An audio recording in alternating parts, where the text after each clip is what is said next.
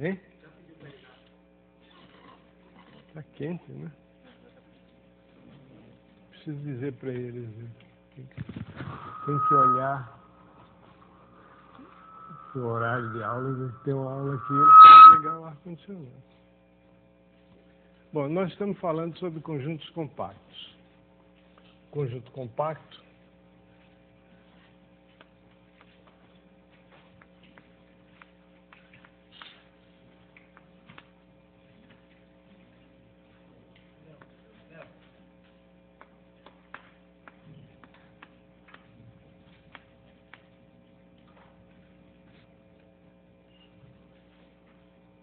parece que agora ligaram. É um conjunto limitado e fechado. Essa definição vale para todos os subconjuntos do espaço euclidiano Rn.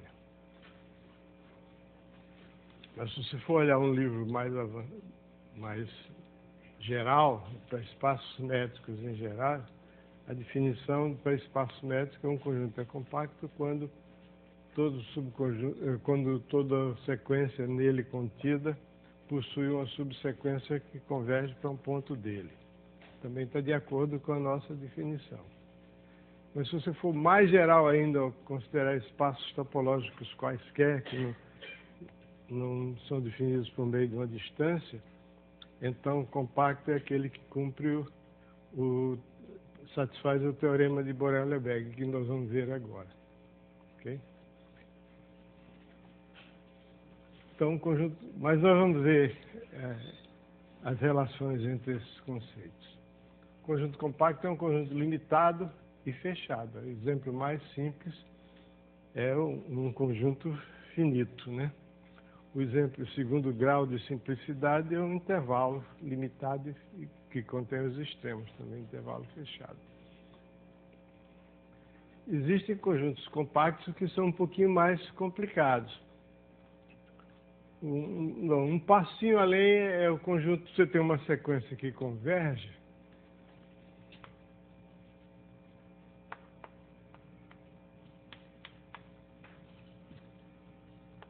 Então, se você chamar de K, o conjunto formado pelo ponto A e pelos termos da sequência,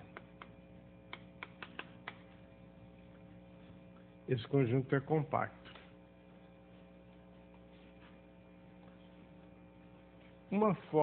Se você for provar que esse conjunto é obviamente limitado, porque toda sequência convergente é limitada. Se você quiser provar que ele é fechado, você tem que raciocinar em termos de ter uma sequência de pontos contida nele, e às vezes as pessoas se atrapalham um pouco porque esses pontos dele já estão numerados e de uma sequência tem outra numeração e pode atrapalhar. Mas não é difícil não provar isso. Mas o exemplo menos trivial, ou mais não trivial, é ridículo, menos trivial, que a gente pode dar, que seja relevante de fato, é o conjunto de Cantor.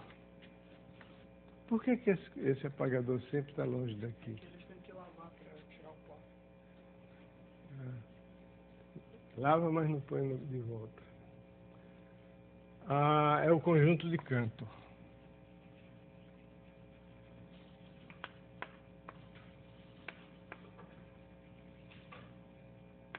Cantor foi um matemático alemão que viveu no século XIX, que é atribuído, a quem é atribuída a chamada teoria dos conjuntos, que é uma simplificação muito grande.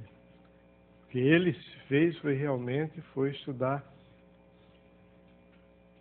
números transfinitos, quer dizer, números cardinais de conjuntos infinitos de natureza qualquer.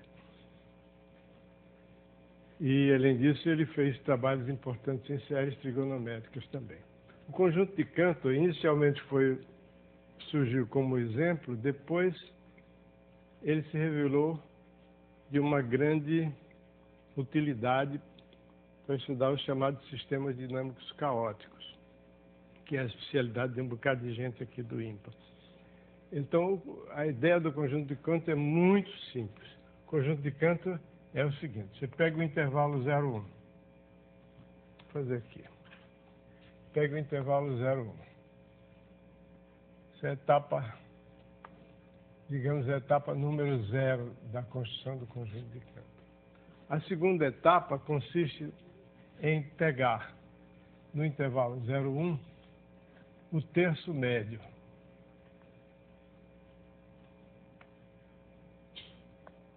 Terço médio significa o intervalo que vai de 1/3 até 2/3.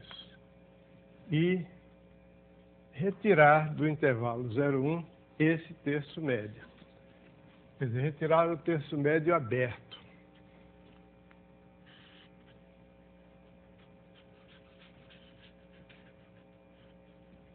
Então, o que sobra é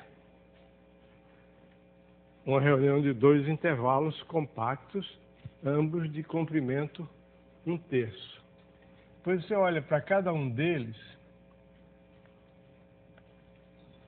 e retira o terço médio aberto de cada um deles. Então, o que fica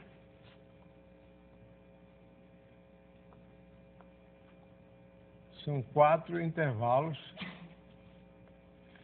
compactos de comprimento 1/9.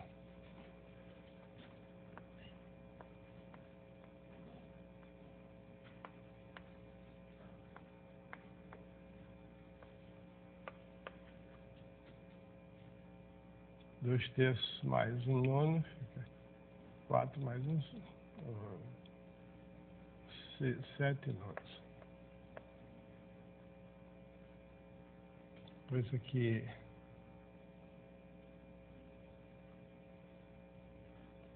8 nonos e 1. Então, essa é a segunda etapa da construção do conjunto de Cantor. A terceira etapa consiste em pegar cada um desses intervalos que sobraram e retirar deles o terço médio aberto.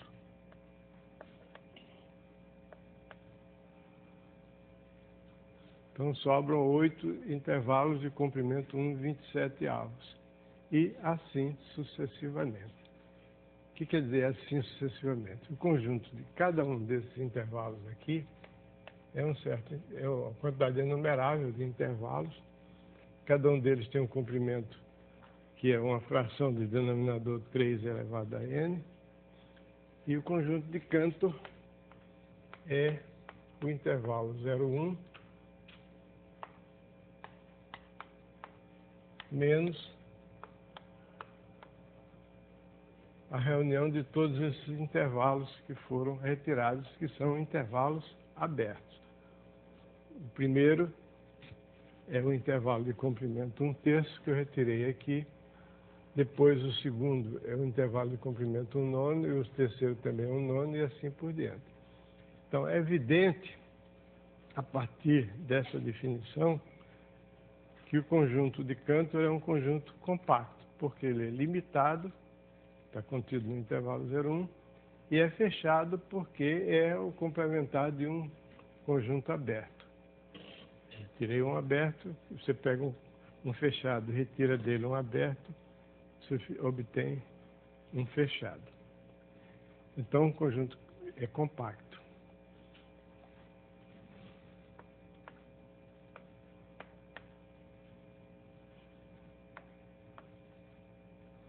Aí você vai dizer, peraí, você começa a tirar infinidade de vezes, sobra alguma coisa? Sobra, sim. Todo extremo de um intervalo omitido fica, ele nunca mais vai ser retirado. Por exemplo, 1/3, nas etapas seguintes da formação do conjunto de Cantor, 1/3 e 2/3 são mantidos, porque cada etapa consiste em retirar um terço médio, aberto, de modo que esse 1/3 e esse 2/3 sobrevivem. Mesma coisa, o nono, 2 nonos, esses aqui também. Quer dizer, todo extremo de um intervalo omitido é um elemento do conjunto de Cantor. Ele Não vai sair nunca. O conjunto dos extremos dos intervalos omitidos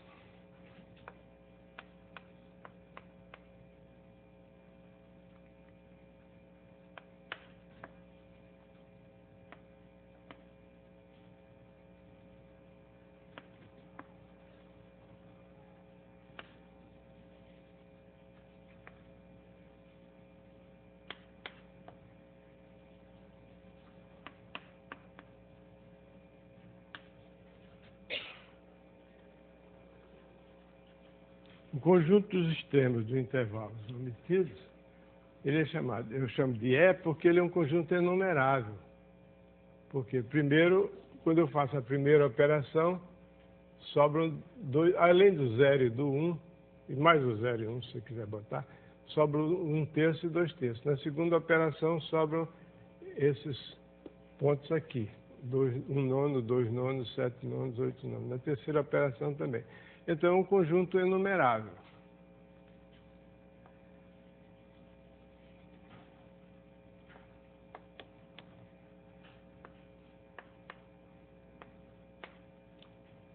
Na verdade, a primeira pergunta é a seguinte: e sobra mais alguma coisa além desses pontos que são extremos do intervalo omitido?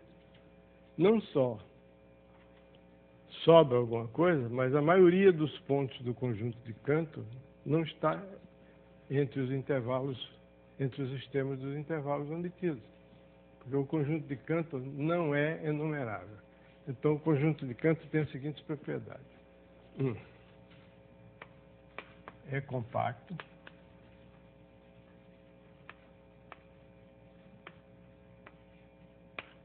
Tem interior vazio.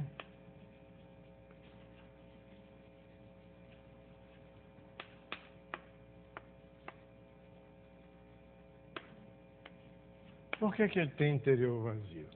Porque um conjunto para ter interior não vazio, ele tem, antes de tudo, que conter alguns intervalos. Porque todo conjunto que não tem, que todo ponto interior a um conjunto, ele pertence a um intervalo aberto que está contido no conjunto. Então, um conjunto só pode conter pontos interiores se ele, pelo menos, contiver algum intervalo. O conjunto de Cantor não contém intervalos. Não pode conter intervalos, porque em cada etapa de sua construção, na primeira etapa, sobram 2 intervalos de comprimento 1/3 cada um. Na segunda etapa, sobram intervalos de comprimento 1/9 cada um.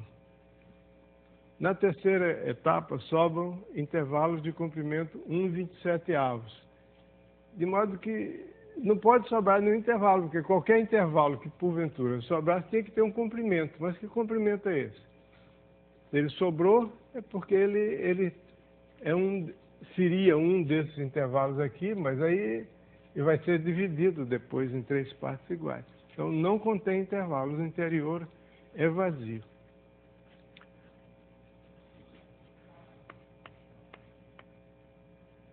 Não possui pontos isolados.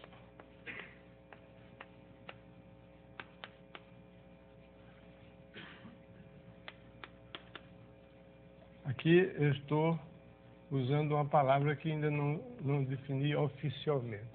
Um ponto de um conjunto chama-se um ponto isolado quando ele... Um ponto de um conjunto chama-se um ponto isolado quando não existem pontos do conjunto, outros pontos próximos dele. Ou seja, quando existe um intervalo concentro nele, tá? Que não contém pontos do conjunto.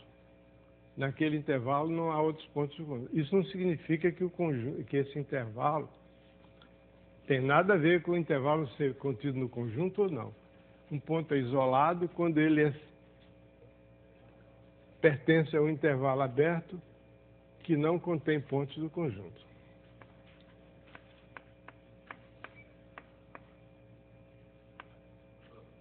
Diga. Se eu tivesse definido um ponto de acumulação, estaria certo. É verdade, é isso mesmo. Mas daqui a pouco eu vou definir. um ponto isolado quando existe, digamos, um epsilon maior do que zero, tal que um ponto isolado tem que dizer de onde, né? Ponto isolado do conjunto X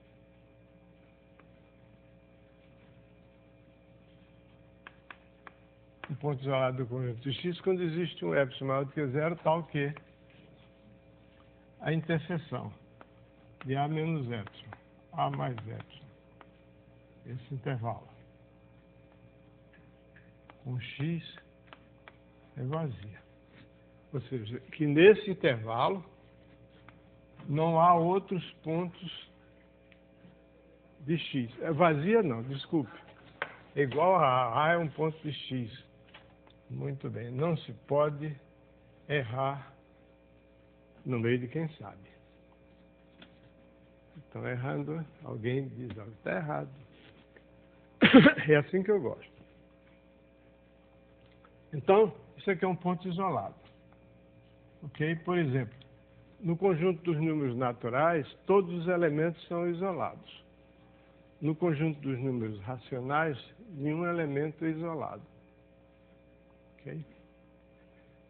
Se você tem uma sequência que converge para um ponto A, o conjunto dos pontos xn, o A pode ser isolado? Pode. Mas se o A for isolado naquele conjunto, se o A pertencer a...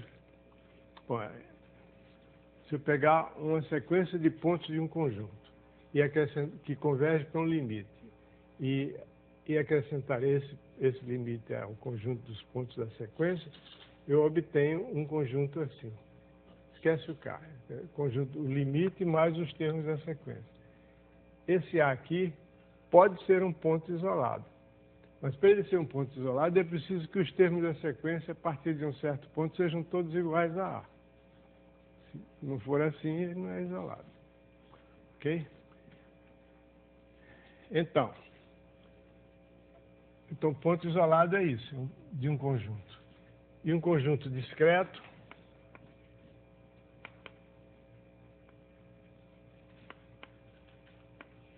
é quando todos os seus pontos são isolados. Por exemplo, o conjunto dos números inteiros é um conjunto discreto. Todos os pontos são isolados.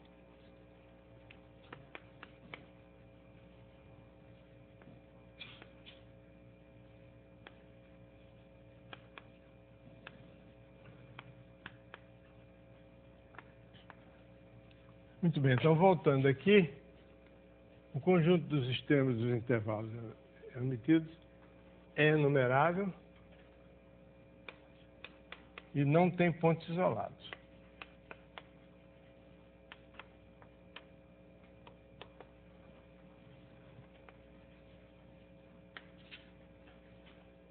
Porque se eu pegar um ponto que está em E,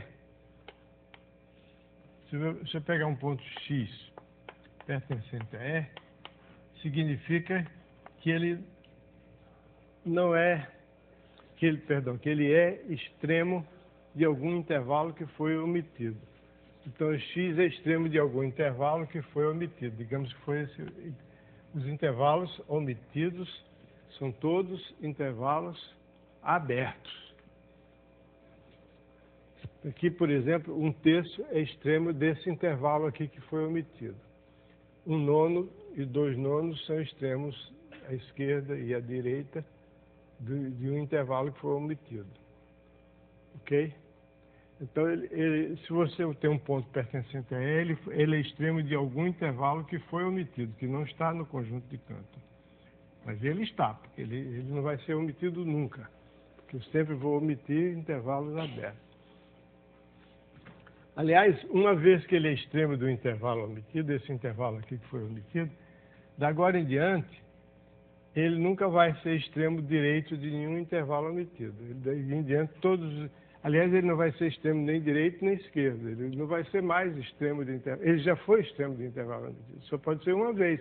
Porque daqui em diante, os intervalos que eu vou omitir são só intervalos abertos e o X está lá, sobreviveu.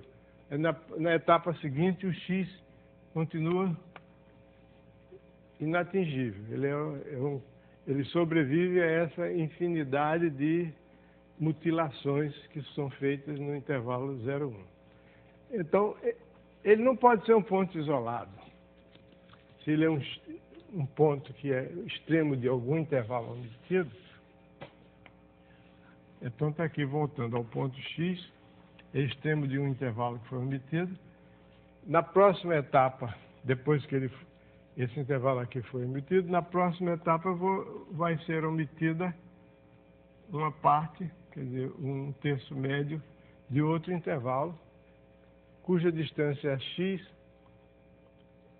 Se for a enésima etapa da construção do conjunto de Cantor, a distância desse ponto aqui, a x, vai ser 1 sobre 3 elevado a n, que é o comprimento dos intervalos que sobram depois da enésima operação. Na etapa seguinte da construção do conjunto de Cantor, vai aparecer outro elemento do conjunto de Cantor aqui, que vai diferir de x a uma distância de 1 sobre 3 elevado a n mais 1. E assim por diante. Esse ponto x é limite de uma sequência de pontos que são extremos de intervalos omitidos, porque 1 sobre 3 elevado a n tende para 0. Ok? Portanto, não tem pontos isolados. Então, nós já temos aí um bom exemplo de elementos do conjunto de Cantor, que são os extremos dos intervalos omitidos, que são algumas frações cujo denominador é uma potência de 3. Não são todas. Por exemplo, quando eu omiti esse intervalo aqui, já da primeira e nas seguintes também, que foi embora um monte de números cujos denominadores são potências de 3. Mas esse eu já me descartei deles. Ok? Então a pergunta é a seguinte: existem outros pontos do conjunto de Cantor, além desse sistema dos intervalos omitidos? Daqui a alguns minutos, vocês vão ver que 1/4 é um elemento do conjunto de Cantor. E 1/4 certamente não é extremo de intervalo omitido. Aqui, quando 1/4 está aqui, 1/4 está aqui, e ele vai ficar aqui sempre, embora ele não seja extremo do intervalo omitido. Acreditem por um instante no que eu estou dizendo. 1/4 nunca vai ser omitido, ele vai sempre ficar aí.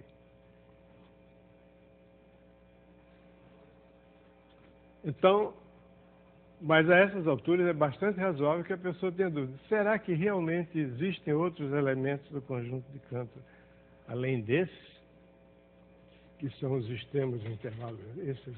Todos esses números que estão destacados aqui, com exceção 1/4 também, mas todos esses números que estão destacados aqui são números que pertencem ao conjunto de Cantor, porque eles são extremos de intervalos omitidos.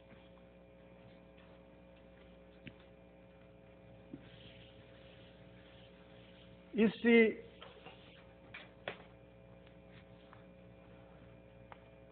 x, nós não sabemos ainda, com certeza, se esse ponto x existe, que eu vou botar aqui. Mas quando a gente começa uma expressão, uma afirmação matemática com C, a gente não está obrigado a que essa coisa que vem depois do C exista ou não. Se isso aqui, assim, se não existiu, não existiu. É o se, é condicional. Se x pertencente a K não é extremo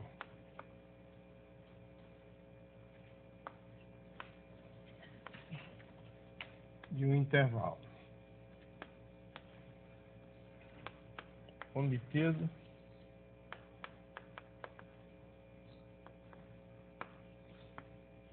na construção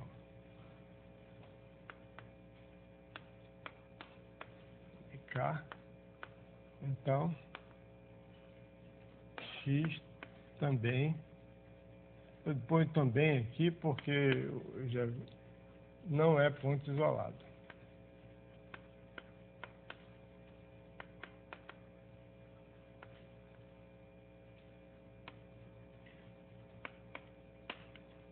Ou em K, vamos botar em K.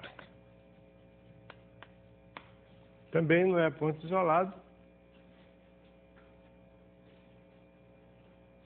A razão eu não sei porque eu estou separando só por uma questão didática, mas é o mesmo argumento. Que x não é extremo, mas o x está aqui, seguro dentro de um intervalo, não foi omitido. E na próxima leva de omissões, vai sobrar aqui, o x está no intervalo, vai sobrar um pedaço que foi retirado. Mas o x vai sobrar, que eu estou supondo que ele não é extremo de intervalo omitido. Então ele vai sobrar. Ele vai sobrar dentro de um intervalo que sobreviveu à enésima etapa da construção do conjunto de Cantor. Portanto, ele vai sobrar dentro de um intervalo de comprimento 1 sobre 3 elevado a n. Na etapa seguinte, os intervalos que sobram são todos de comprimento 1 sobre 3 elevado a n mais 1. E o x escapa. Então, aqui dentro, junto dele, foi retirado o intervalo de comprimento 1 sobre 3 elevado a n mais 1 e ele não está. Mas os extremos desse intervalo que foi omitido estão. Os dois extremos estão no conjunto de Cantor.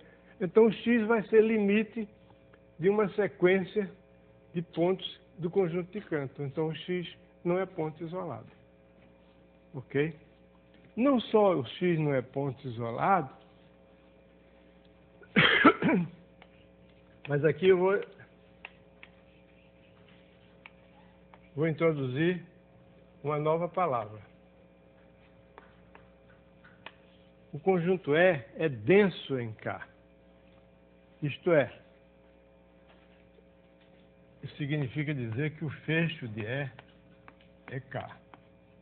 Isso significa dizer que todo ponto de que todo ponto de K é limite de pontos de E.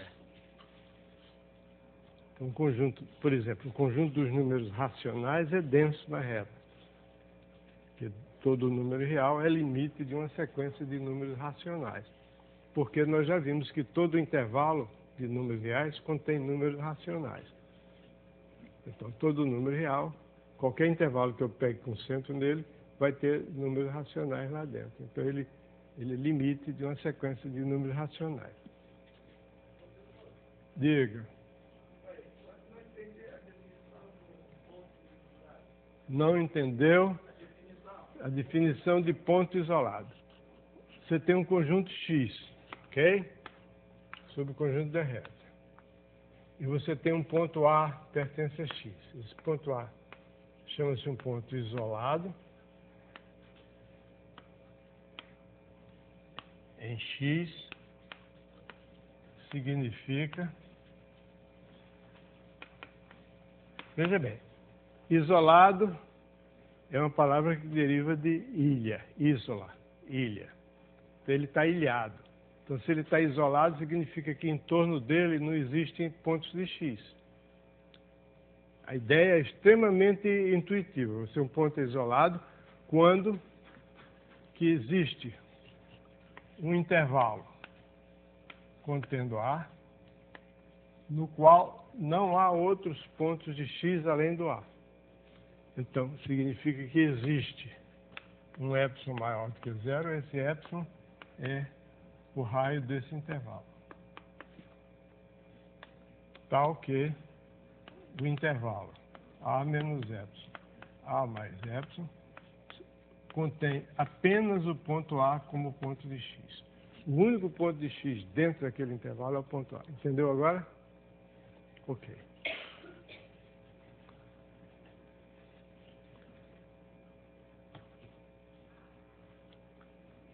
Pois é, se lembra que isolado vem de ilha. Lembra-se de Robinson Crusoe. Ele estava isolado na ilha deles. Depois apareceu sexta-feira e complicou as coisas. Vocês leram Robinson Crusoe? Não é possível. Ninguém leu a história de Robinson Crusoe, do Daniel Swift. Isso é um clássico da literatura universal. A história de um homem que foi naufragou, o navio dele afundou e só sobrou ele, e ele ficou numa ilha pequena, e ele viveu dentro dessa ilha um tempão, enquanto as aventuras dele. Então, mas de vez em quando essa ilha era visitada por uns canibais que faziam as estripulias lá. E um dia apareceu um desses caras, fugiu, conseguiu escapar dos outros e ficou lá com ele. Ele chamou de Sexta-feira, esse índio. Precisam ler o Robinson Crusoe. Muito bem. Então, isolado é ele. Isso está numa ilha. Dentro desse intervalo aqui, esse intervalo é uma ilha que só tem ele. Só tem o ponto A.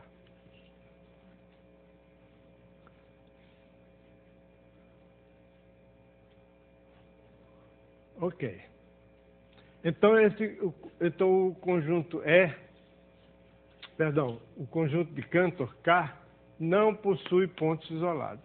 Sejam eles pontos de intervalos omitidos, ou sejam pontos que não pertencem ao intervalo omitido. Reconheço que eu ainda não provei que existem pontos do conjunto de Cantor que não pertencem a não é extremidade de nenhum intervalo omitido. Só dei um chute, né? Disse que 4, fiz duas afirmações. Primeiro, que 4 pertence ao conjunto de Cantor, e segundo, que 4 não é extremo de intervalo omitido. Bom, não é isso, essa segunda afirmação é clara, porque 4 não é o extremo do intervalo omitido, são frações que têm denominador potência de 3. Então, 4 não é uma fração cujo denominador 4. Que 4? 4 nada. O conjunto de Cantor, vocês são terríveis. Quer dizer, quando eu erro, eu ponho a culpa em vocês. Você já viu? 4, como é que 4 podia ser conjunto de Cantor? É 0,4, claro. 4 décimos, não é 4, é 0,4.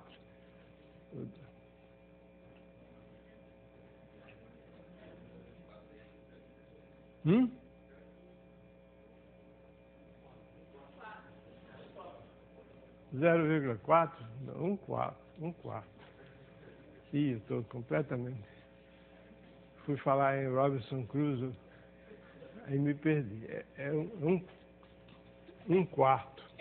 1 quarto não é elemento do conjunto de Cantor.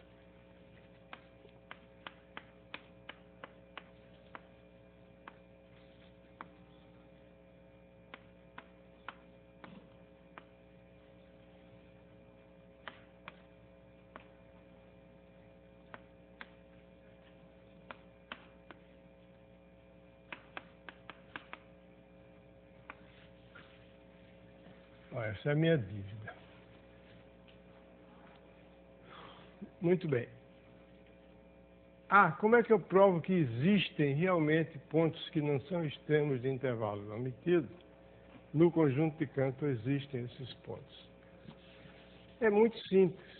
Basta que eu prove que o conjunto de Cantor não é enumerável.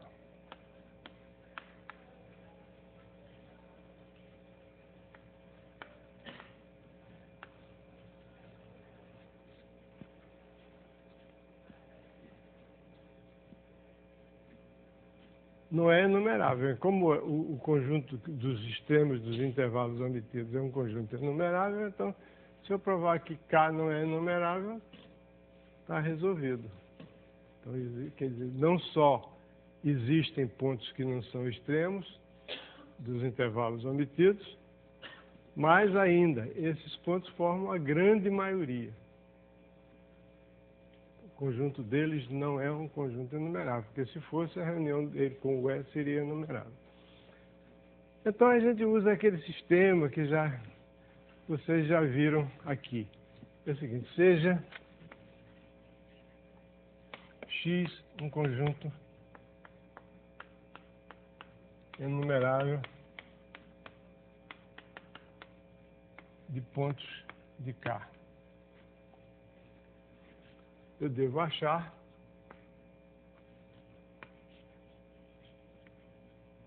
um ponto C pertence a K que não está em X. Então, dado um conjunto enumerável, eu devo achar um ponto que está no conjunto de Cantor, mas que não está entre aqueles elementos do conjunto enumerável. Foi assim que a gente mostrou que o conjunto dos números reais não é enumerável.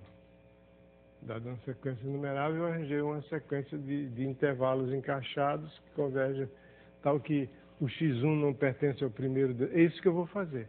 Eu vou achar uma sequência de intervalos, I1, I2, IN, cada IN igual a intervalo compacto, quer dizer, limitado e fechado, compacto, tal que xn não pertence a IN.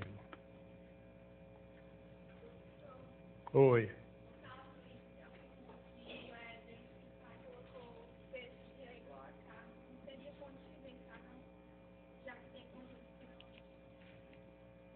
O fecho de E contido em K, isso é uma afirmação óbvia.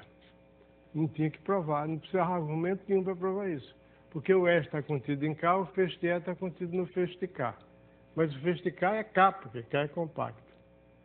Então isso aí que você disse é verdade, mas não precisa de argumento para provar. Está claro isso? Como eu sei que E é um subconjunto de K, portanto, o fecho de E está contido no fecho de K, ok? Se A está contido em B, o fecho de A está contido no fecho de B. Mas o fecho de K é K, porque K é um conjunto limitado e fechado, compacto, ele é limitado e fechado. Então, o fecho de E está contido em K. Está contido em K. Ok? O fecho de E está contido em K sempre. Mas eu quero provar, na verdade, isso aqui, então isso é óbvio. Agora que o fecho de E é igual a K, aí a coisa muda de nível. O que está contido em K é evidente, porque qualquer subconjunto de K, seja E ou qualquer outro, F, G, H, qualquer subconjunto de K, o fecho dele está contido em K. Agora, que o fecho é igual a K, significa dizer que ele é denso em K, ou seja, quer dizer que todo ponto do conjunto de Cantor é limite de uma sequência de pontos de E. Isso é verdade porque os pontos de E são extremos de intervalos omitidos, e esses intervalos omitidos, à medida que eles são omitidos em uma sequência de operações. A primeira operação, a segunda, a terceira, a quarta. E à medida que o N cresce, os intervalos que sobram vão ficando cada vez menores. Então, se um ponto está em K, ele vai ser... Eu já disse isso aqui, vou repetir. Se ele é um dos extremos de intervalos omitidos, perto dele, os intervalos que foram omitidos vão ficando cada vez menores, então ele é limite. E se não é extremo, mesma coisa. Mas onde é que eu estava? Ah, sim. Eu estava querendo provar que o conjunto de Cantor não é numerável. Para provar isso, eu pego um subconjunto de K que seja numerável e mostro que esse subconjunto não é todo K. Para mostrar que não é todo K, eu faço o seguinte. Eu vou arranjar uma sequência de pontos IN. Cada um é um intervalo compacto.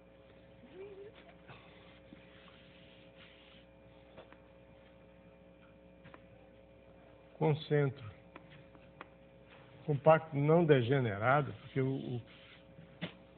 um ponto é um conjunto, é um intervalo degenerado, mas é um intervalo compacto não degenerado.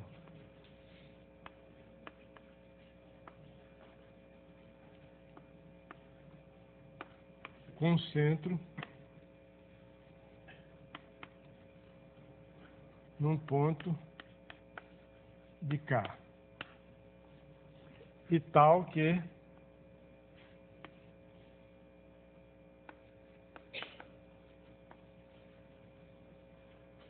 o intervalo, o IN, não contém o ponto XN.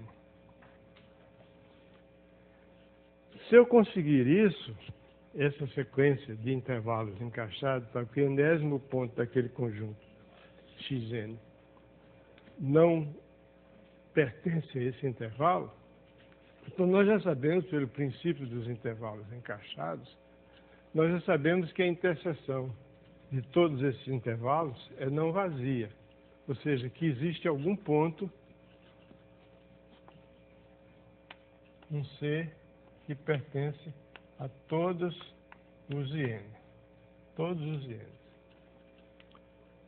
Na verdade, eu vou arranjar esses INs de tal modo que o IN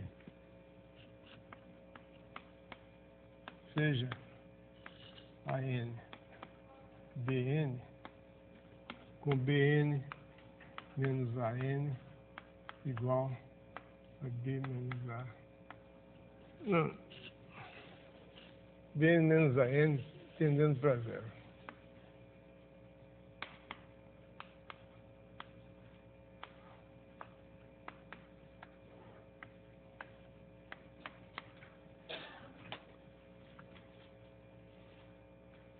Então, esse C aqui vai ser limite dos ANs e vai ser limite dos BNs. Porque essas inclusões aqui significam que eu tenho aqui o intervalo A1, B1, o A2, B2, o A3, B3. Então, a sequência dos ANs cresce, a sequência dos BNs decresce, e como o intervalo tem comprimento BN menos AN tendendo para zero, o limite dos AN vai ser igual ao limite dos BN, que vai ser um certo ponto C, o qual, obrigatoriamente, ele vai estar em K. Por que ele está em K? Porque o centro de cada um desses AN, BN, o centro desse intervalo está em K. Vou tomar de tal modo que esse centro seja em K. Então, o centro desse intervalo também vai tender para o C. Claro? Porque esse centro está entre o AN e o BN. Então, tendo para o C, portanto, é o limite de uma sequência de centros de intervalos, é o limite que são pontos de K, esse C pertence a K. Então, você vai ter um ponto C que está em K, e ele está em todos os INs, mas o XN não está em IN, então C é diferente do XN para todo N. Então, esse C não está, é um ponto de K que não está naquela sequência, naquele conjunto X. Agora, como é que eu arranjo esses intervalos? Bom, eu tenho aqui o ponto X1. Tem o ponto X1,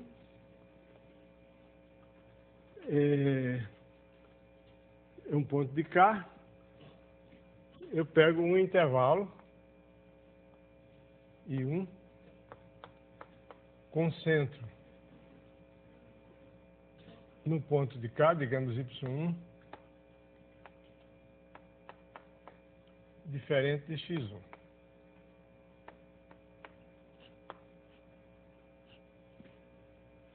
X1 não pode ser igual a todos os pontos de K, tem pelo menos um ponto de K diferente de X1.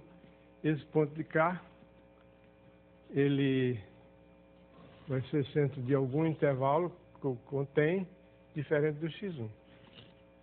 Bom, então esse Y1 pertence a K e é centro do intervalo diferente do X1. Está claro isso? Muito bem. Agora, esse intervalo Y1, I1, interseção com K, é não vazio, porque o K não tem pontos isolados. Então, o Y1 é um ponto de K, então ele não é ponto isolado. Então, qualquer intervalo com centro nele contém pontos de K.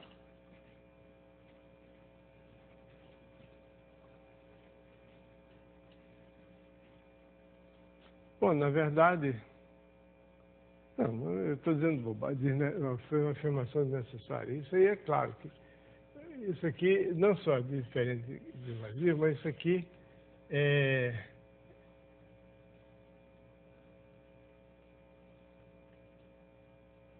um conjunto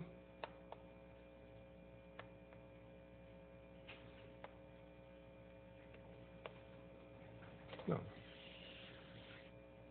Então eu pego um ponto y1 que está nesse intervalo. Agora aqui eu vou arranjar outro intervalo I2 concentro num ponto y2 de K. E agora eu tenho um ponto aqui que eu estou duvidando de mim mesmo. Então eu vou olhar aqui, vocês me perdoem.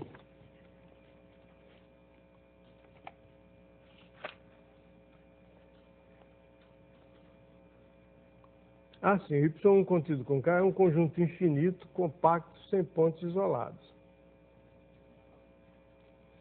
Y1 interseção K é um conjunto infinito, compacto, sem pontos isolados.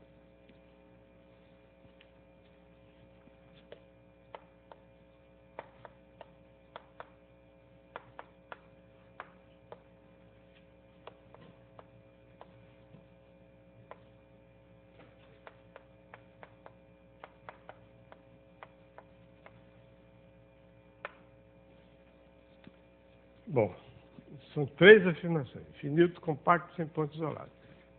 Vamos pegar a do meio, compacto. É claro, porque é a interseção de um compacto com outro compacto. Então é compacto.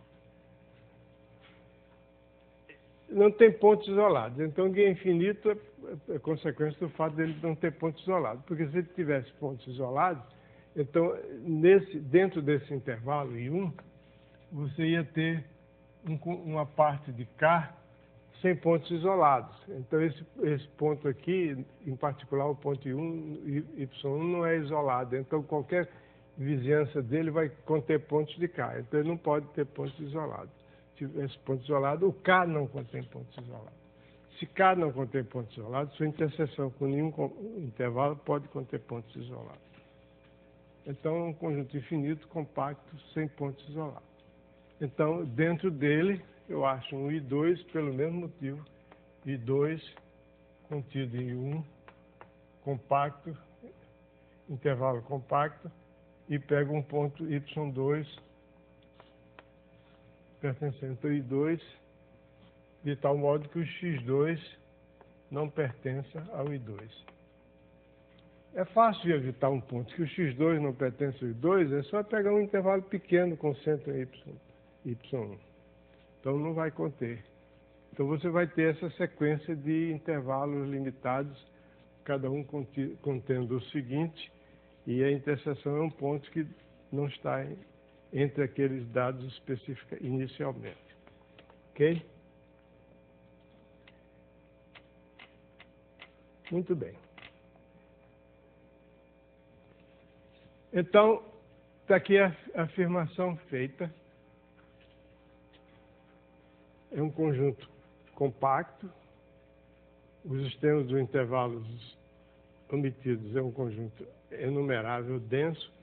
E K não é enumerável.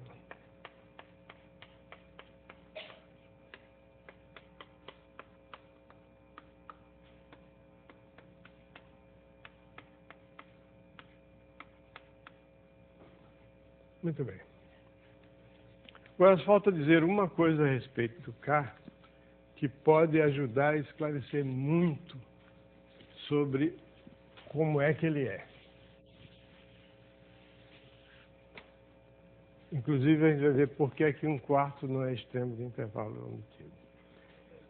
Oi.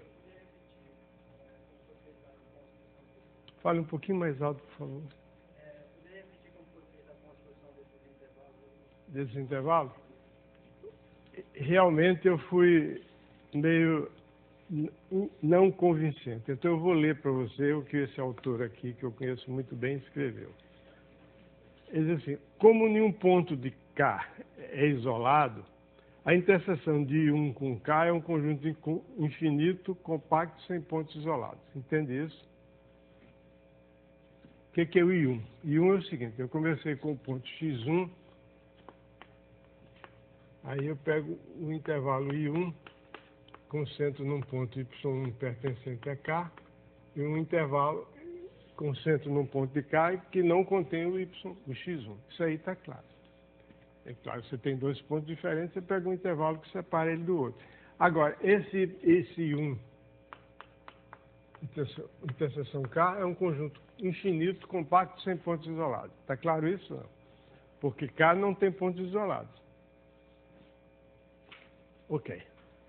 Só que, de repente, o extremo dessa intersecção aí... Y1 é um ponto interior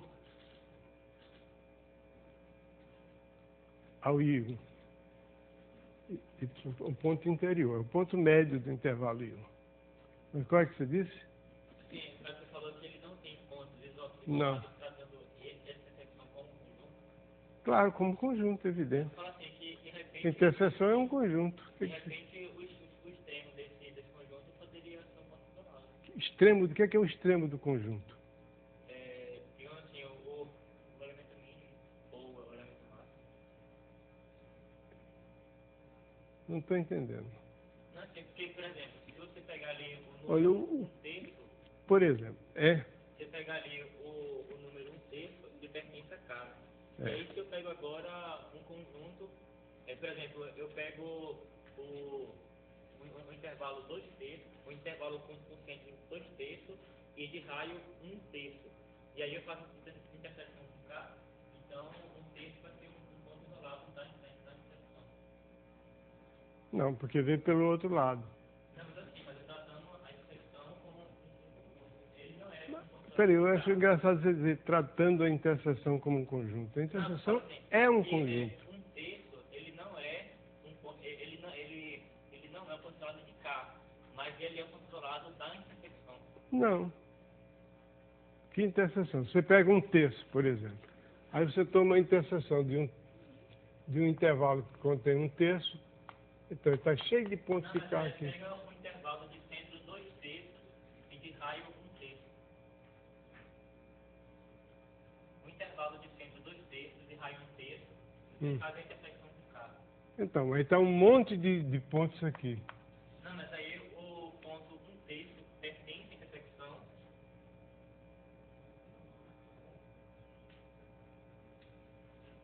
Mas 1/3? Não estou entendendo a sua objeção. O intervalo de centro 2/3 e raio 1/3, esse ponto 1/3, ele pertence a K e ele pertence ao intervalo fechado. Mas quando você pega a intersecção desse intervalo que eu falei, desse conjunto K, o ponto 1/3 vai ser um ponto isolado dessa intersecção.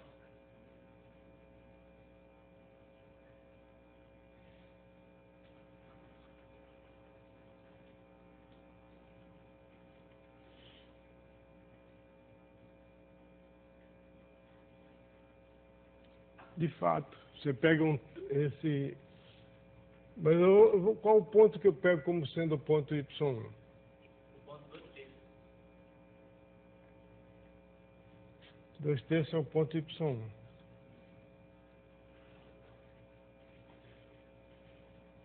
Mas eu quero que seja Y1 tem que ser um ponto que seja o ponto médio, um ponto interior, não é ponto necessariamente ponto médio, não é um ponto interior a...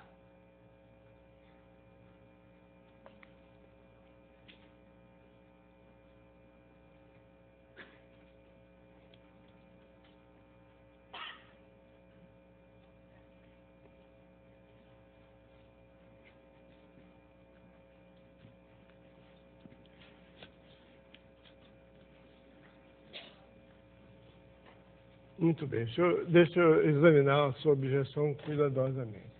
Suponha que você tem aqui o ponto 1/3.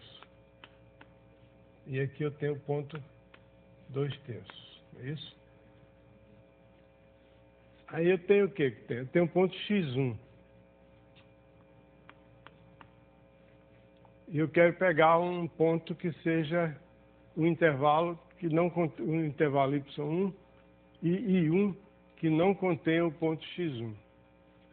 pego um ponto y1 pertencente a K, que seja diferente de x1, e tomo um ponto que esteja em K, que seja diferente de x1, e pego um intervalo com centro nesse ponto, 2/3 vai ser o meu y1, não é isso? Pego um intervalo com centro nesse ponto, que não contém o x1. Aí você diz o quê? Que esse I1 interseção K é um conjunto infinito sem pontos isolados. Mas no caso, então, tem que ter alguma outra hipótese também. Eu não posso pegar qualquer raio. Se eu pegar o raio desse... Mas eu peguei qualquer raio, não tem...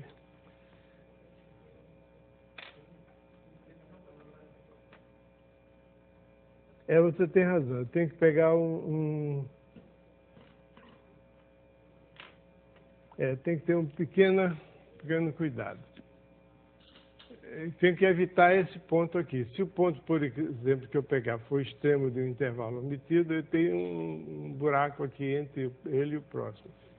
Tem que tomar um menor. Você tem razão. Valeu a objeção.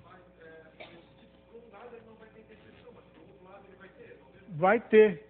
Não, mas ele disse o seguinte, ele não está objetando sobre a validade do raciocínio. Ele está dizendo que eu devia ter um pouco mais de cuidado quando eu disser essas coisas.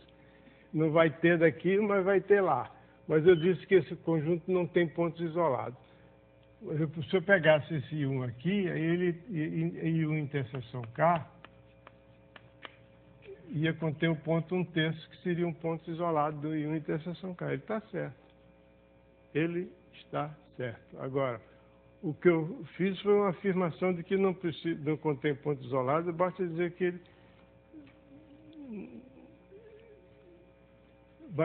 ele não é vazio, né? Tem pelo menos um ponto de K aí dentro.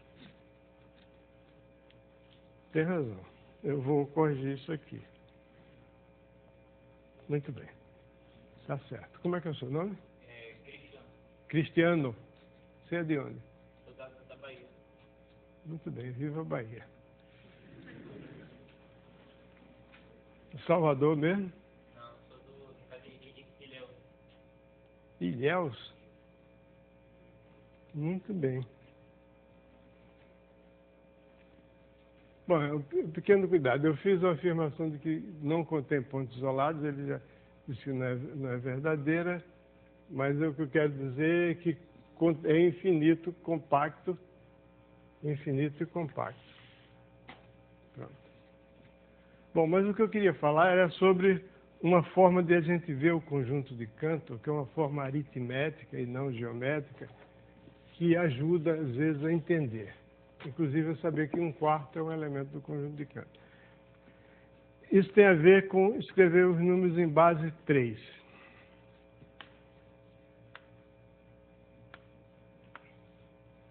A gente escreve os números em base decimal, quer dizer, os números usando os algarismos 0, 1, 2, 3, 4, 5, 6, 7, 8, 9. Mas existe a possibilidade de você definir números com base 3, base 5, base 7, base 9, base 8, qualquer base, que seja diferente de 1. Então, um número em base 3 é um número escrito assim, 0,x1, x2, x3, etc. Onde cada xn está menor do que 3 e maior do que ou igual a 0. Então, esses são os números que são escritos na base 3. Isso significa que esse número é igual à soma de xi sobre 3 elevado a i, da mesma forma que você escreveria se fosse em base decimal. Quando você escreve isso aqui em base decimal, isso significa que é x1 décimo mais x2 centésimos, etc.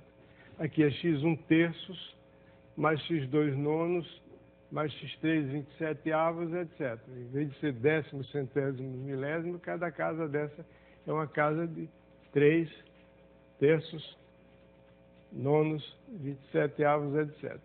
Então, isso aqui é um número escrito na base 3. Se você escrever um número racional na base 3, você pega, por exemplo, você quer escrever 1/4 na base 3, a mesma coisa que você faz quando você vai escrever um número como fração decimal. Você faz, divide o numerador pelo denominador. O que é que vai acontecer? Dá 0, porque 1 dividido por 4 dá baixo 0. Então tem 10 dividido por 4, peraí, 10, o que é 10? 10 é 3. Tá certo? 10 é 3, não. 0 é a maneira de escrever 3. Tem 3. Aí você baixa o 0 de novo, 0 no quociente. Agora isso aqui é 100. O que é 100? 100 é 9. Né? É o quadrado, 100 é 9. 0, 0 é 9. Então isso aqui é 9. 9 dividido por 4 dá 2. 2 vezes 4 é 8 para 9, 1. Aí aqui é 3. 3 dividido por 4 é 0. Desculpa. Agora aqui é 2 de novo. 2 vezes 4 é 8 para 10. Então a gente já viu que vai dar 1/4 escrito em base 3. É 0,020202, etc. Isso é 1/4 em base 3. Isso me garante que 1/4 pertence ao conjunto de Cantor. Por quê? Pelo seguinte. Como é que eu defino o conjunto de Cantor? Vamos olhar inicialmente para os números escritos em base decimal. Base decimal significa que os números entre 0 e 1, eu divido o intervalo 0 e 1 em 10 partes iguais. Então, aqui na primeira parte, estão os números, as frações que têm 0 décimos. São menores do que 1 décimo. Então, 0 décimos. Então, começa com centésimo, milésimo, etc. Aqui são as frações que começam com 1 centésimo, 1 décimo, desculpe, 1 décimo, 2 décimos, 3 décimos, etc. Mesma coisa é para a base 3. Eu divido isso aqui em 3 partes iguais. Aqui estão os números que, escritos na base 3, tem o primeiro algarismo igual a 0. Esses aqui são os que têm o primeiro algarismo igual a 1, e aqui são aqueles que têm o primeiro algarismo igual a 2. Ok? Quando chegar no 3, já passou, porque aí é 10. Então, os primeiros algarismos aqui, por exemplo, o número 0,02, está aqui. Então, aqui, ok? Esses aqui são os números que têm o primeiro 0,1 qualquer coisa. E aqui, os que têm 0,2 qualquer coisa. Veja, eu só posso usar esses números, 0, 1 e 2, esses algarismos. Muito bem. Então, voltando aqui, quando eu omiti, na primeira etapa da formação do conjunto de Cantor, quando eu omiti os números compreendidos entre 1 terço e 2 terços, eu omiti os números que, escritos na base 3, têm o primeiro algarismo igual a 1. Primeiro, são os números da forma 0,1 qualquer coisa. Esses foram omitidos. Foram omitidos. Só sobraram aqueles que têm 0,0 qualquer coisa e 0,2 qualquer coisa. Os primeiros estão aqui e os últimos estão aqui. Quando não entenderem, me interrompam. Então, vou para a segunda etapa da formação do conjunto de Cantor. Então, eu omito essa parte aqui. Ao omitir isso, eu omiti os números cujo segundo algarismo é 1. E aqui, quando eu fizer isso, eu omito os números cujo terceiro algarismo é 1. E cada etapa da construção do conjunto de Cantor consiste em omitir do intervalo 0,1 aqueles números que, escritos na base 3, possuem algum algarismo igual a 1. No fim, não sobra nenhum número com algarismo 1. Só sobra números com algarismo 0 e 2, escritos na base 3. Por exemplo, 1/4 escrito na base 3 é 0,020202. Então, é um número que está no conjunto de Cantor. Ele não vai sair nunca. né, na etapa. Então, o conjunto de Cantor é o conjunto de todos os números reais compreendidos entre 0 e 1, os quais, quando escritos em base 3, só possuem os algarismos 0 e 2. Ok? Está claro, Cristiano? Muito bem. Então, viva São Jorge. Diga.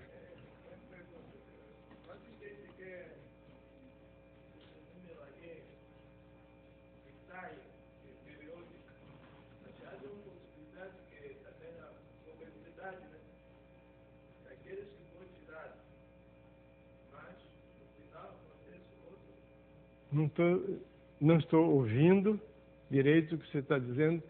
Você pode falar espanhol comigo. Ou então falar mais alto, em qualquer língua, mas... Qualquer língua não. Espanhol, inglês, francês, alemão, italiano.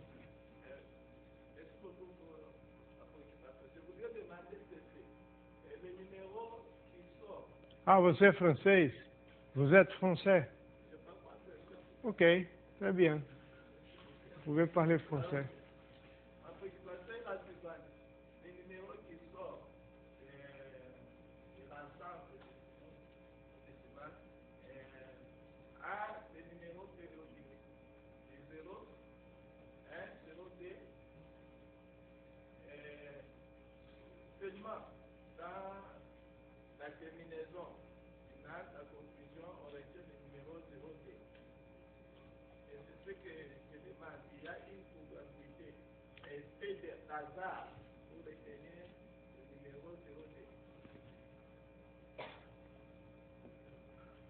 Les numéros qui appartiennent à l'ensemble de Cantor sont les numéros qu'on écrit en base 3 seulement ont les chiffres 2 et 0. Jamais 1. Jamais 1. É um critério muito simples. Você escreve o número na base 3. Se aparecer algum algarismo 1, então ele está fora do conjunto de Cantor. Se ele está no conjunto de Cantor, se e somente se, ao escrever esse número na base 3, só aparecem os algarismos 0 e 2. Por quê? Porque se aparecesse, a razão é essa, o conjunto de Cantor é construído através de uma sequência de etapas. Na primeira etapa, ao omitir o primeiro terço médio, eu omiti todos os números que escritos na base 3 têm o primeiro algarismo, eu diria, depois da vírgula, eu iria dizer decimal. Mas o primeiro algarismo decimal, não, o primeiro algarismo depois da vírgula é 1, esses foram omitidos. Não importa o que vem depois. Quando eu extraí isso aqui, eu omiti, que não pertencem ao conjunto de Cantor, os números que escritos na base 3 são da forma 0,1 e o resto não interessa. Porque esses são os números que estão aqui, ou estavam aqui. Agora eu prossigo. Diga. É. O que tem no texto? Pois é. Boa pergunta. Como é que você responde a essa pergunta? Um terço é 0,1. Hein? É uma ambiguidade, mas é a mesma coisa que você escrever 1. Ótima, sua pergunta foi ótima. O que é isso? Isso é 1. Então, um terço, você tem toda a razão. O número 1 terço é 0,1. Ele não foi omitido. Mas você pode escrever 0,1 de que forma? 0,1 na base 3. Na base 3. Você pode escrever isso aqui como sendo 2. Hein?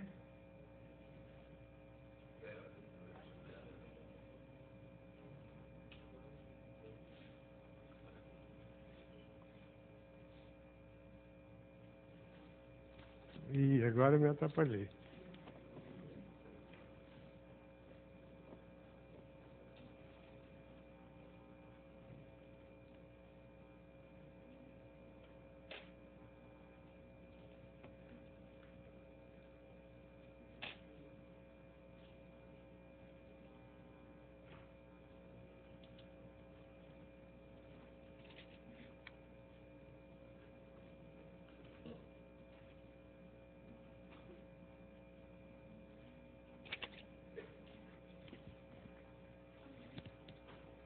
Ah,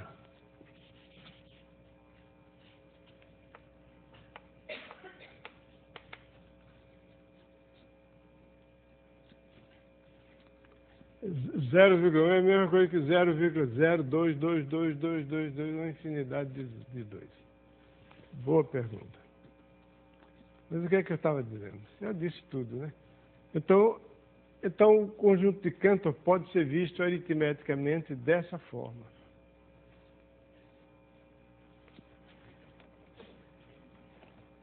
Ok, mas você me pegou assim meio desprevenido, mas está certo. Fez toda a razão de fazer a sua pergunta. Porque existe uma ambiguidade, e essa ambiguidade existe na escrita normal, como eu mostrei aqui. 0,9999 é igual a 1. Por exemplo, 0,39999, etc., é igual a 0,4. Essa é a mesma coisa na base 3. 2, 2, 2, 2, 2, isso aqui vai ter para botar um 1 aqui na frente.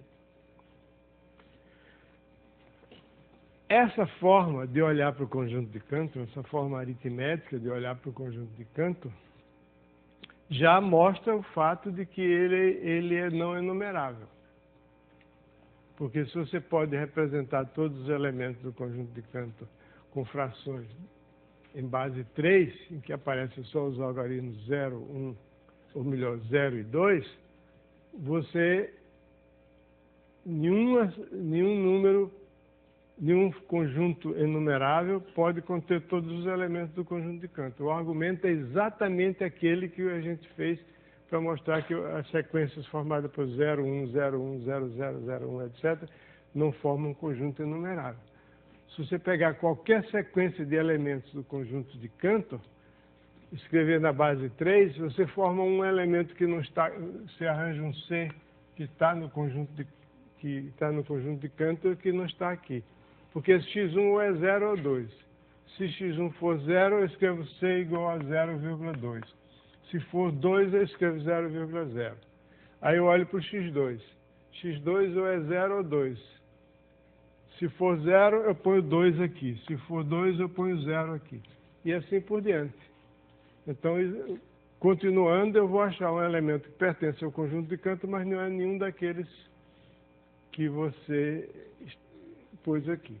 Então, o conjunto de Cantor não é enumerável, é uma forma direta de você verificar esse fato.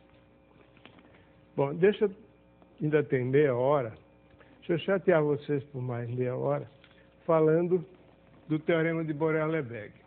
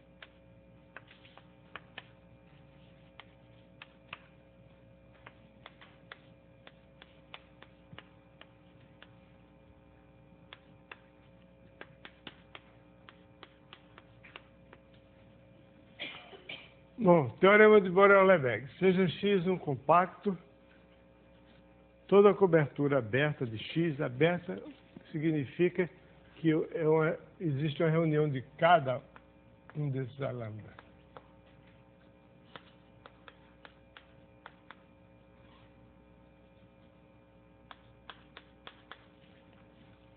Cada lambda é aberta, que a reunião cobre X.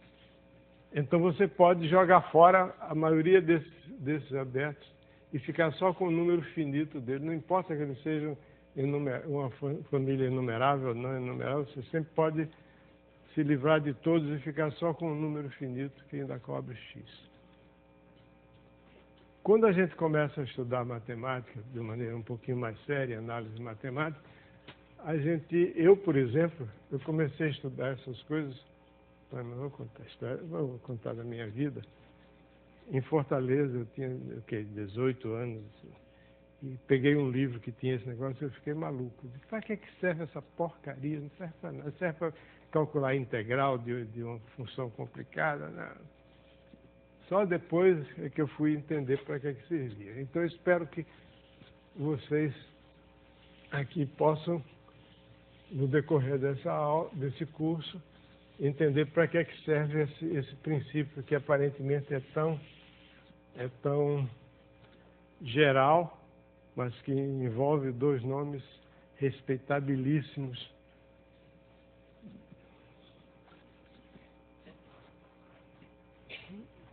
Na verdade, esse teorema foi provado primeiro por Émile Borel, no caso em que é uma cobertura enumerável, e depois estendida por Lebesgue para o caso geral.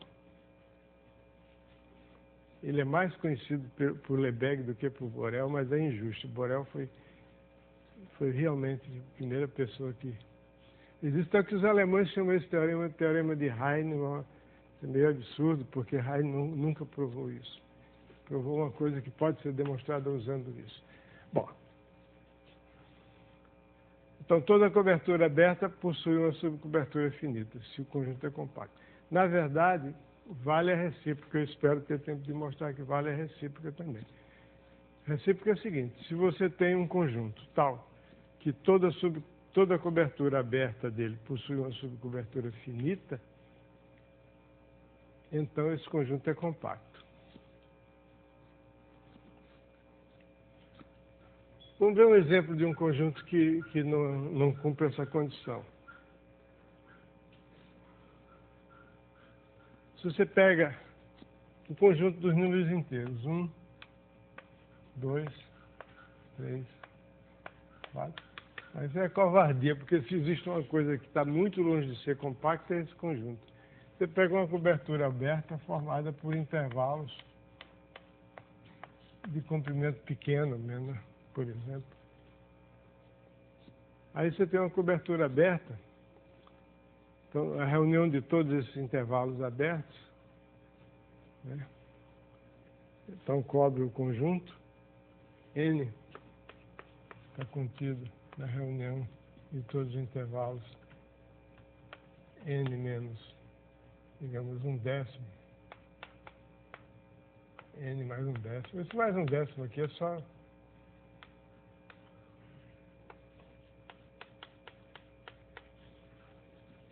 só para... podia ser qualquer número, tanto faz. Então, isso é uma cobertura aberta da qual você não pode tirar subcobertura finita.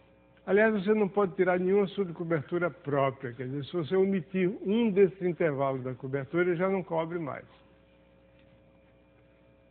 Então, esse conjunto não é compacto.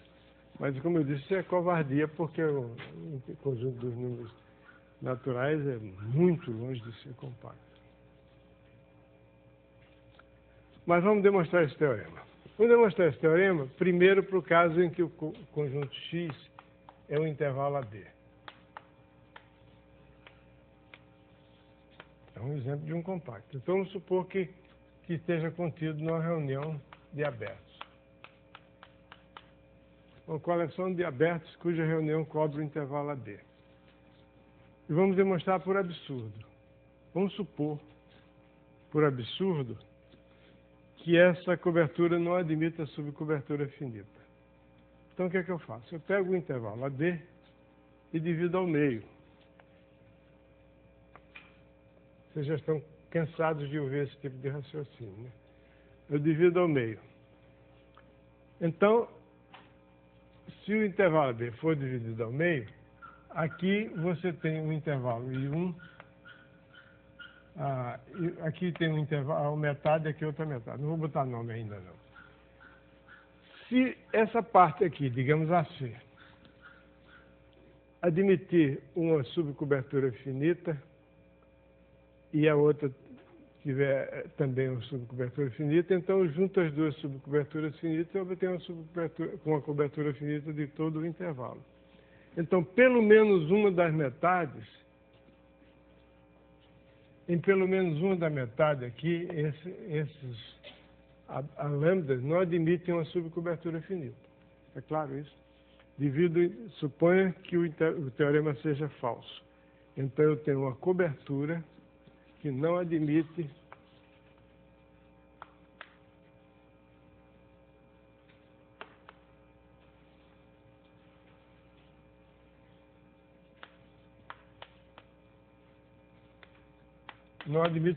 subcobertura finita. Quer dizer, você não pode cobrir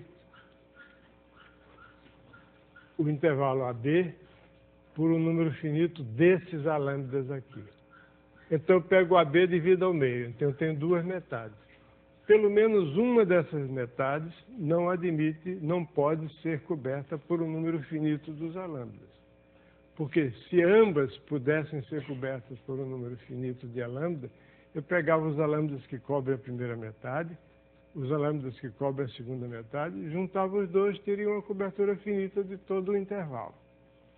Então, pelo menos digamos, uma das metades e é o intervalo original, x é o intervalo original. Então, o I1, o comprimento de 1,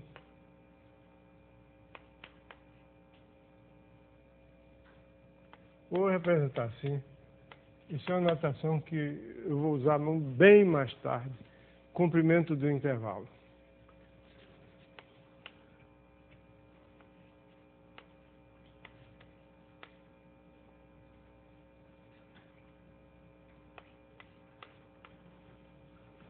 O comprimento desse intervalo é B menos A sobre 2.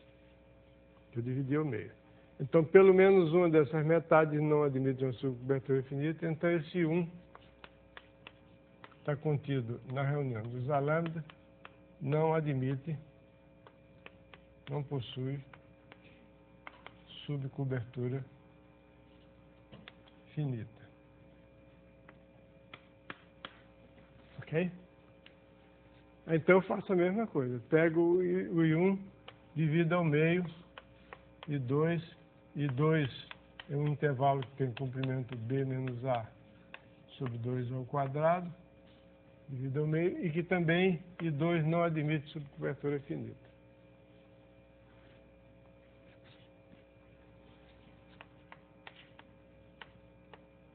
Então vou repetindo, I1 contido em I2,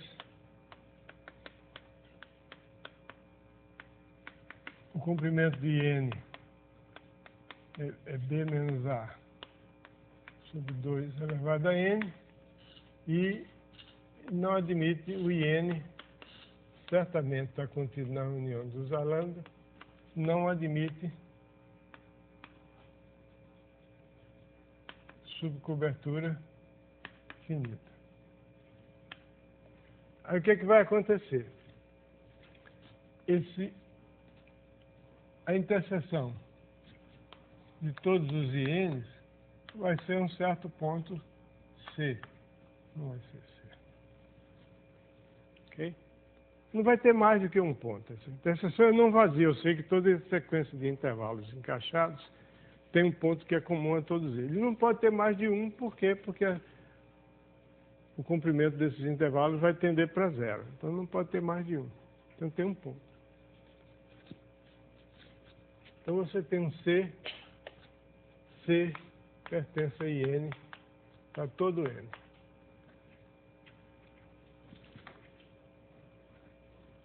Na verdade, esse C em particular, pertence ao intervalo AB.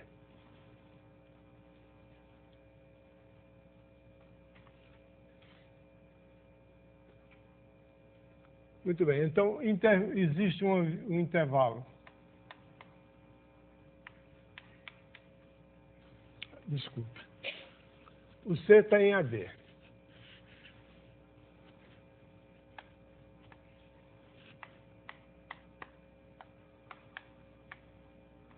Mas AB é coberto por essa cobertura finita. Então, o C pertence a alguma lambda. Cobertura é isso. Cobertura significa que todo elemento do intervalo AB está em alguma lambda. Isso que quer dizer que os lambdas cobrem AB, isso. Todo elemento de AB, todo ponto de AB pertence a alguma lambda. Mas a lambda é um intervalo, é um conjunto aberto.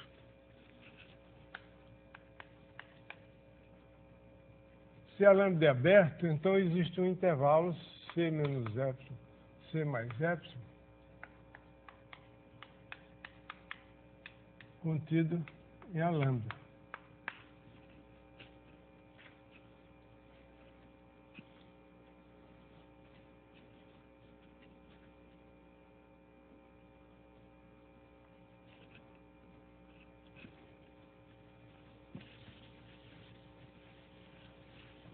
Mas no momento em que o epsilon seja menor do que B menos A sobre 2 elevado a N, então algum desses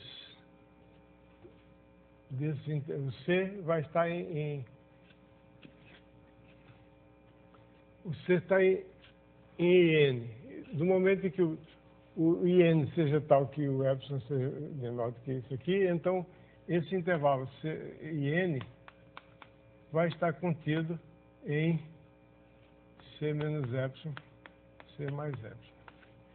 Porque esse intervalo IN, ele tem comprimento B menos A sobre 2 elevado a N. Então, se eu tomar um N muito grande, o intervalo IN, que contém C, vai estar contido em C menos epsilon, C mais epsilon. Porque o epsilon está fixo, o N vai crescendo. Então, eu posso tomar um N tão grande que vale isso. Então, o que acontece? O intervalo IN está contido em C menos epsilon, C mais epsilon, que está contido numa lambda. Eu podia até, para tornar mais dramático, chamado a lambda zero, para dizer que realmente é um lambda zero particular. Mas aí a gente tem uma contradição. Qual é a contradição? A contradição é a seguinte, é que esse N não admite subcobertura finita. E aqui está o IN coberto por o IN está coberto por 1 a lambda zero. Peraí, mas esse não é o cara que não podia ter coberto por um número finito de a lambda? Se está coberto só por 1. Então isso é um absurdo. Isso prova que o teorema é verdadeiro. Está claro isso ou tem alguma dúvida?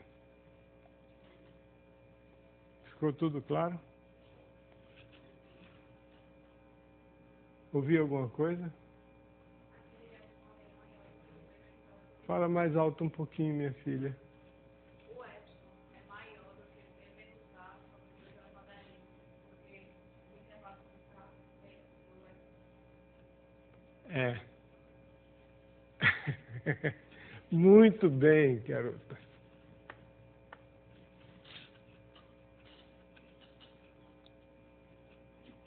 O epsilon é fixo, o N é que vai aumentar. Então, é o seguinte, muito bem. Então, vamos lá. Deixa eu me redimir um pouco. Então, você tem uma família, uma sequência decrescente de intervalos cujos comprimentos tendem para zero e que tem a propriedade de que nenhum deles pode ser coberto por um número finito dos lambdas. Esses intervalos, estando encaixados e sendo intervalos fechados, eles têm um ponto em comum. Existe um C que pertence ao IN para todo N. Então, esse C está em N para todo N, em particular o C está em AB, portanto, ele está coberto por alguma lambda. ele pertence a alguma lambda zero. C pertence a alguma lambda zero. Mas como a lambda zero é aberto, então existe um intervalo com centro C contido no lambda zero. Esse intervalo é fixado. Agora o n, se eu tomar um n muito grande, de modo que o b menos a sobre 2 elevado a n é menor do que epsilon, então esse intervalo n vai estar contido nesse aqui. Então você tem um absurdo. Esse n está contido no C menos epsilon sendo mais epsilon, que por sua vez está contido no lambda zero. Então esse intervalo IN está contido no lambda zero. Mas nenhum IN pode ser coberto por um número finito de lambdas. Então isso é uma contradição. Então o teorema está demonstrado para o caso em que x é um intervalo. Se x não for um intervalo, não tem problema nenhum. Eu tenho uma cobertura de x, uma cobertura aberta de x, mas o x é um conjunto compacto. Então o x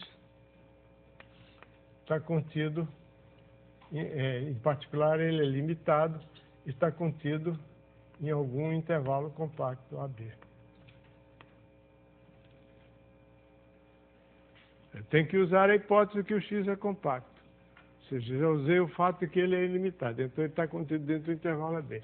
Então o x está contido numa reunião de abertos. Mas a essa reunião de abertos eu acrescento o Rn menos x, o R menos x. Por que o R menos x? Porque eu quero cobrir o intervalo AB. Então, como o x está contido no intervalo AB, o R menos x contém o intervalo, o R menos x. Isso aqui reunido com o R menos x é um intervalo aberto e isso aqui é uma cobertura do x. Desculpe. O intervalo AD.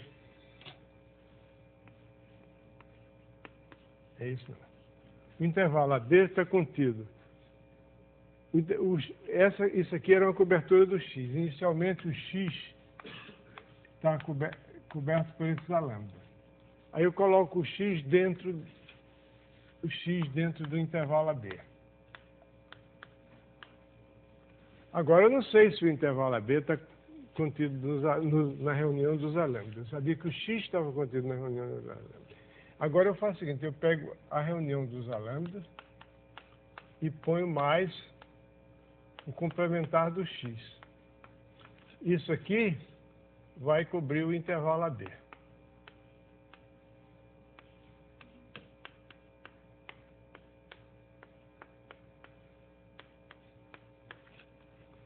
Agora eu estou no caso anterior. Estou no caso anterior que eu tenho uma cobertura aberta do intervalo AB.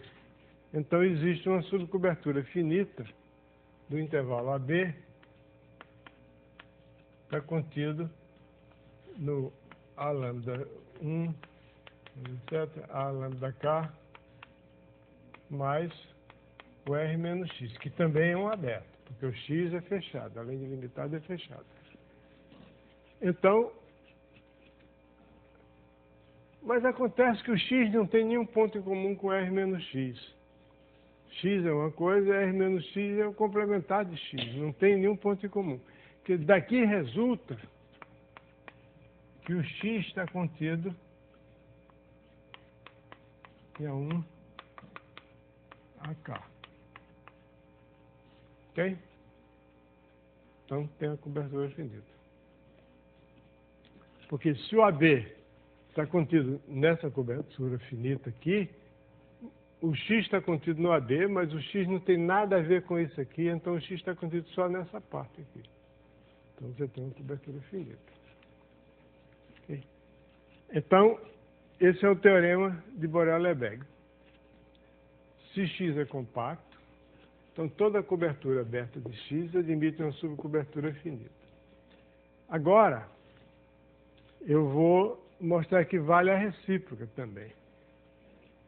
E a recíproca é que fornece a definição de compacto em situações muito mais gerais, mas também é bom saber que ela é verdadeira.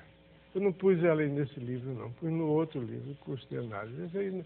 Eu não vou precisar dela aqui, mas, em todo caso, convém saber. se toda cobertura aberta de X, X é um subconjunto da reta, possui uma subcobertura finita, então X é compacto. Ou melhor dizendo, X é limitado e fechado. É a mesma coisa, né, para nós.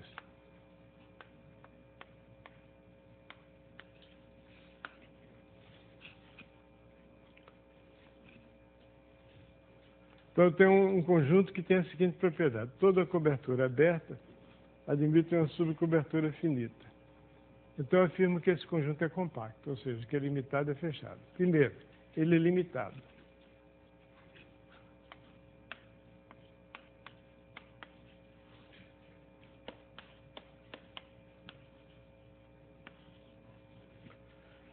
Por quê?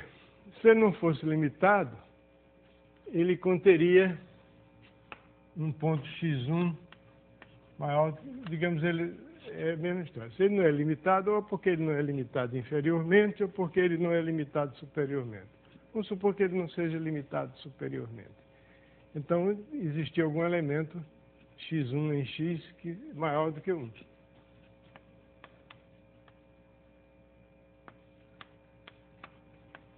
Existe o x1 em x que é maior do que 1.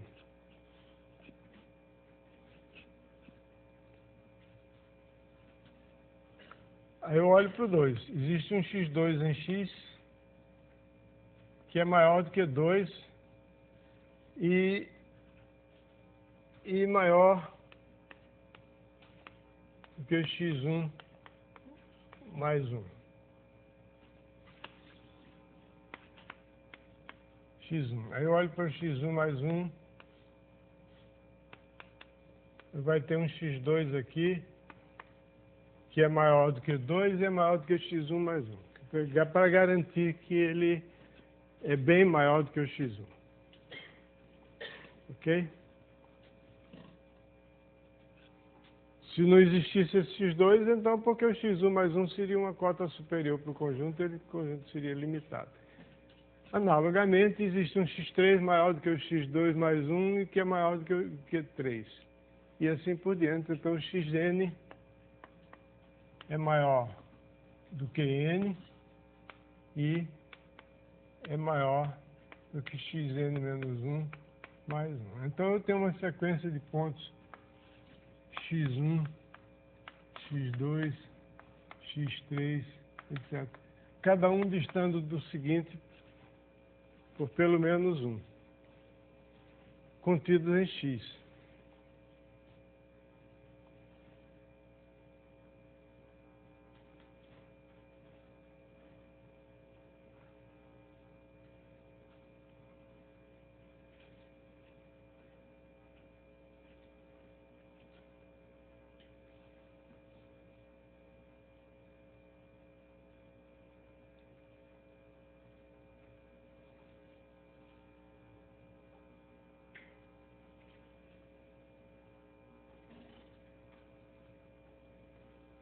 Agora eu quero arranjar uma cobertura aberta desse conjunto que não admite subcobertura finita.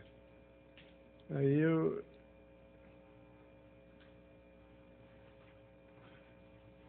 posso cobrir isso aqui. Mas como é que eu vou cobrir o resto do conjunto?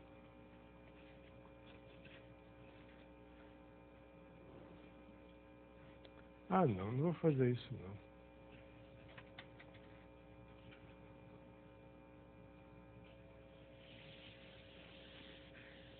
Não, vou fazer diferente. Daquele jeito não ia dar certo, não é diferente mesmo. Vou fazer certo. Esse x está contido na reunião de todos os...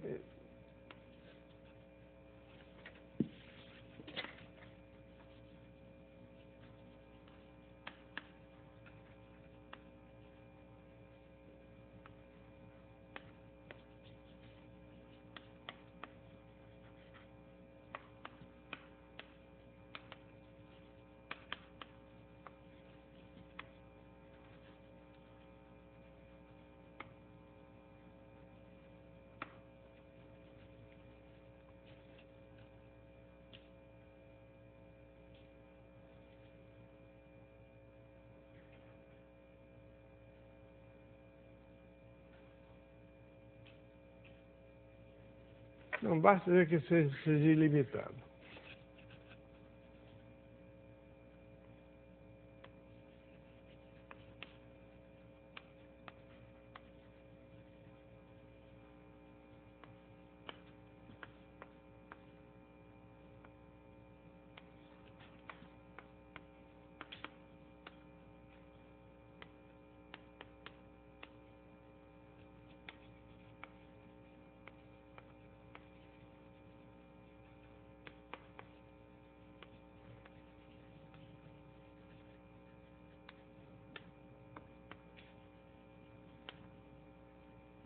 Eu acho que agora dá certo. Suponha que x seja ilimitado. Então, x tem uma cobertura de x. É uma cobertura evidente porque aquela reunião menos n mais n está todo n é igual à reta toda. Mas não admite nenhuma subcobertura finita. Por quê? Vocês concordam comigo que isso aqui não admite nenhuma subcobertura finita? Porque uma subcobertura finita seria a reunião de um número finito de intervalo da forma menos n mais n. F é um conjunto finito.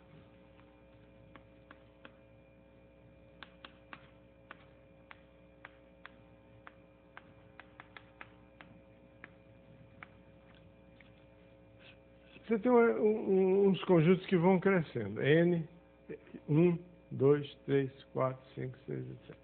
Se você tomar um número finito deles e tomar a reunião, o que é que dá? Dá o maior deles. Então, se você tem uma reunião de um número finito desse,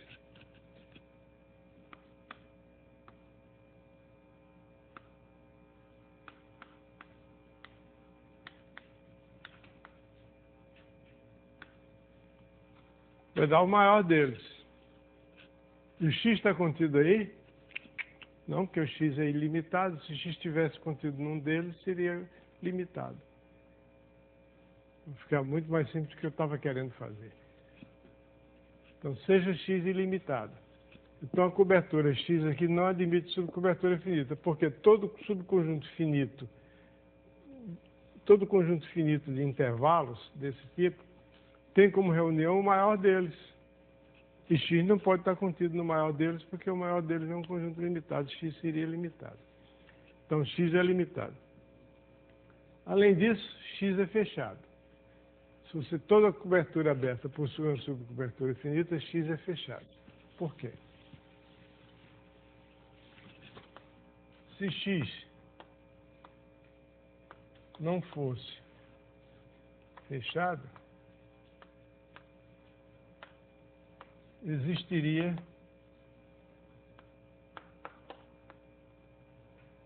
um ponto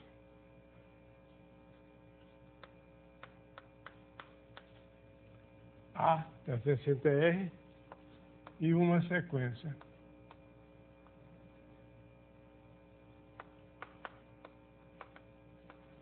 de pontos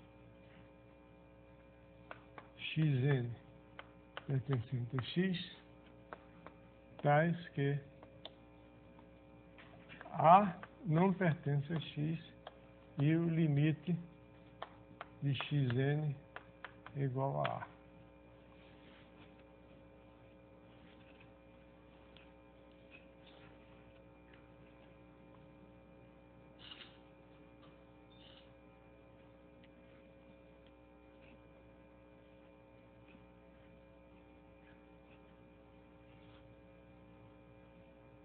Você teria um ponto A e uma sequência de pontos xn em x convergendo para A, sendo que o A não está em x.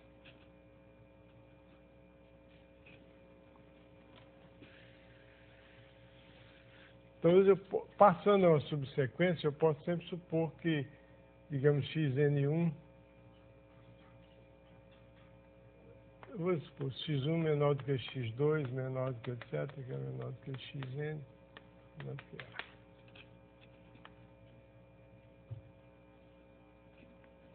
É justo por isso? Aqui eu estou dando um pequeno salto. E toda vez que você tem uma sequência convergindo para um ponto, você pode sempre passar a uma subsequência, quer dizer, abandonar o resto, e supor que a sequência é crescente, ou passar a uma subsequência e supor que a sequência é decrescente. Você diz, bom,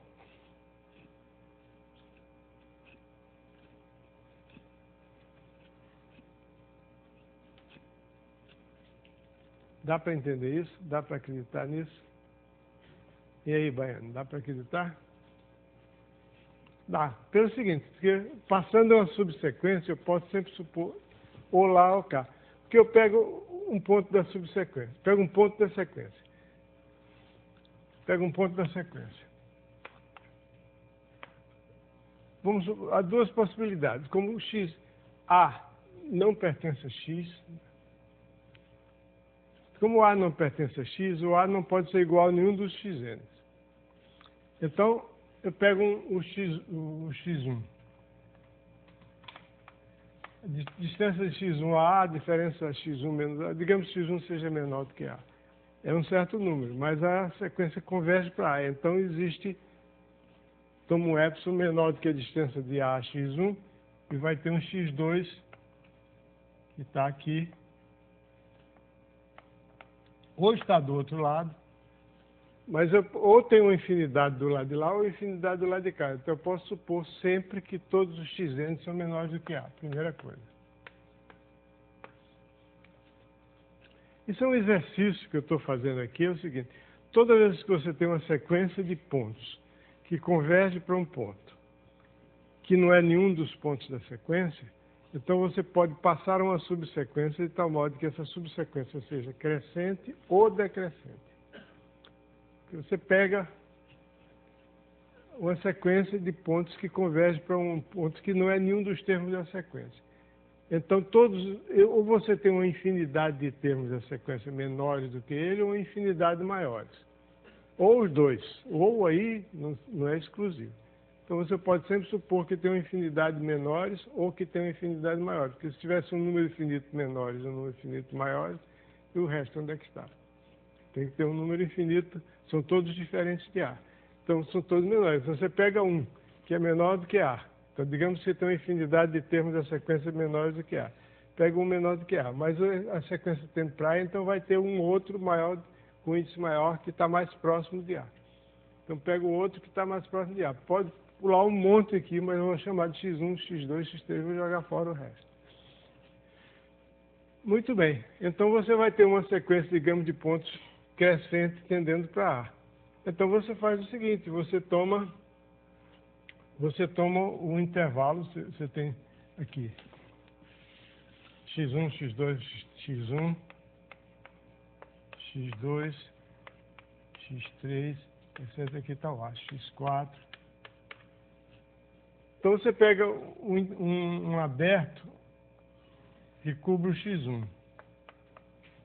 Depois você pega um aberto que cobre o x2. Depois cobre um aberto que cobre o x3. Um aberto que cobre o x4.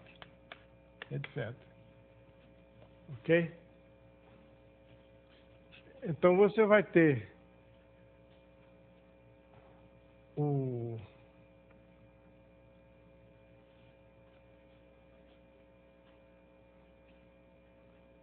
você vai ter uma sequência, você vai ter uma coleção de abertos cobrindo a sequência, mas não cobre o A.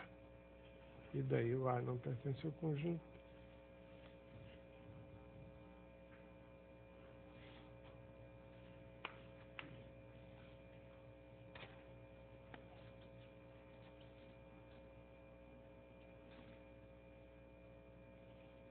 Não.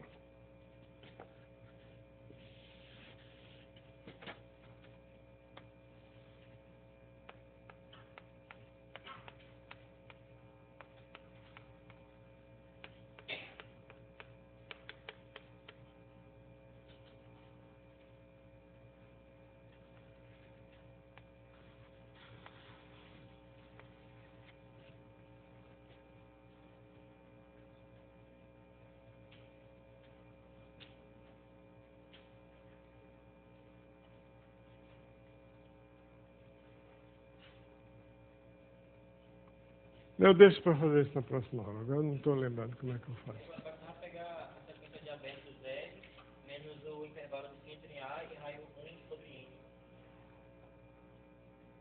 E aí, nenhuma... Mas eu quero que cubra o X. Não, então, no caso R menos o intervalo de φ entre A e raio 1 sobre N. Aí se você fizer alguém que fosse aberto, vai ser R menos... Isso, Cristiano. Tá certo. Salvou a situação. Isso mesmo. Você tem uma sequência aqui e você pega os abertos a N igual a R menos o intervalo A menos 1 sobre N, A mais 1 sobre N.